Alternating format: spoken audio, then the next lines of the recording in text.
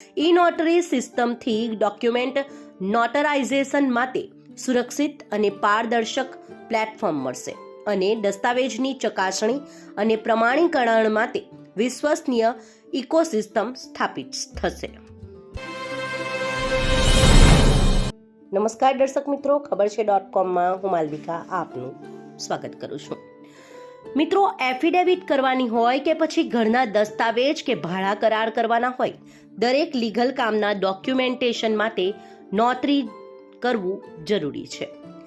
ત્યારે અત્યારે આ કામગીરી ફિઝિકલ થઈ રહી છે અને તેમાં ઘણીવાર ખોટું પણ થાય છે. જૂની તારીખના ડોક્યુમેન્ટ બનાવવા કે પછી બનેલા ડોક્યુમેન્ટ સાથે છેડછાડ કરવા સહિતની ઘટનાઓ બનતી હોય છે. હવે આવું ન થાય તે માટે દેશમાં ઈ નોટરી સિસ્ટમ આવશે, જેનો સૌથી પહેલી અમલવારી ગુજરાતમાં કરવામાં આવશે.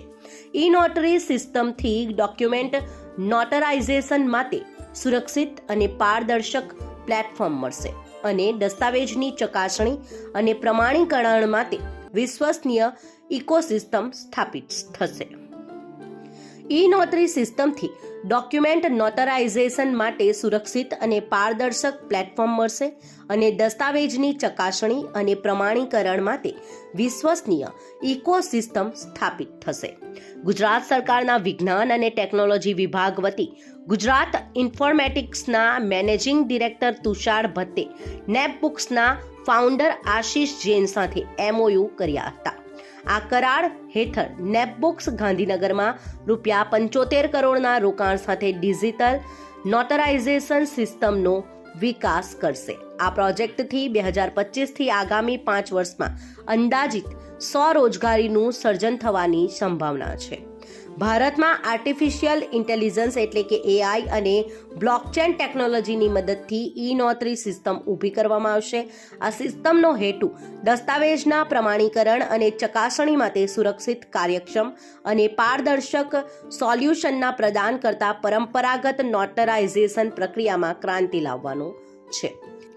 ત્યારે નોટરીની આવક કે કામમાં આ સિસ્ટમથી કોઈ ફરક પડશે કે કેમ તેની વાત કરીએ તો ગુજરાતના નોટરી એસોસિએશનના પ્રમુખ દ્વારા આ બાબતે જણાવાયું હતું કે ડિજિટલ નોટરાઇઝેશન સિસ્ટમ આવવાથી ખોટું કામ બંધ થઈ જશે. જોકે તેનાથી જે એડવોકેટ નોટરીનું કામ કરે છે તેને કોઈ ફરક પડશે નહીં. તેમનું કામ પણ ઓછું થાય તેવું લાગી રહ્યું નથી. પ્રોસેસમાં ફેર પડશે, બાકી કામ તો તે જ કરવાનું છે. આ ઉપરાંત અત્યારે નોટરીમાં શું ડોક્યુમેન્ટેશન થયું, ક્યારે થયું અને કોણે કરાવ્યું તે બધું ટ્રેક થતું નથી. ઈ નોટરી સિસ્ટમને કારણે હવે આ બધું ટ્રેક થઈ શકશે અને સરકારને ખબર પડશે કે કોણે શું કર્યું અને ક્યારે કર્યું તેનો રેકોર્ડ રહી શકશે અને તેમાં ચેડા કરી શકાશે નહીં. ઈ નોટરી સિસ્ટમનો લાભ અને તેને અમલી કરવાના હેતુની વાત કરીએ તો પ્રસ્તાવિત ઈ નોટરી સિસ્ટમના ઉદ્દેશો ડોક્યુમેન્ટ નોટરાઇઝેશન માટે સુરક્ષિત અને પારદર્શક પ્લેટફોર્મ પૂરું પાડવું, કાર્યક્ષમતા વધારવા અને નોટરાઇઝેશન પ્રક્રિયાઓ માટે જરૂરી સમય ઘટાડવા માટે, દસ્તાવેજની ચકાસણી અને પ્રમાણીકરણ માટે વિશ્વસનીય ઇકોસિસ્ટમ સ્થાપિત કરવા, ભારતમાં ડિજિટલ ટ્રાન્સફોર્મેશન અને પેપરલેસ વ્યવહારોને પ્રોત્સાહન આપવા, કાનૂની અને નિયમનકારી જરૂરિયાતોનું પાલન સુનિશ્ચિત કરવા માટે ઈ નોટરી સિસ્ટમનો લાભ અને અમલી કરવાનો હેતુ છે. આમ હવેથી ડોક્યુમેન્ટમાં ખોટું નહીં થઈ શકશે અને દેશમાં સૌપ્રથમ ગુજરાતમાં ઈ નોટરી સિસ્ટમ લાગુ થશે.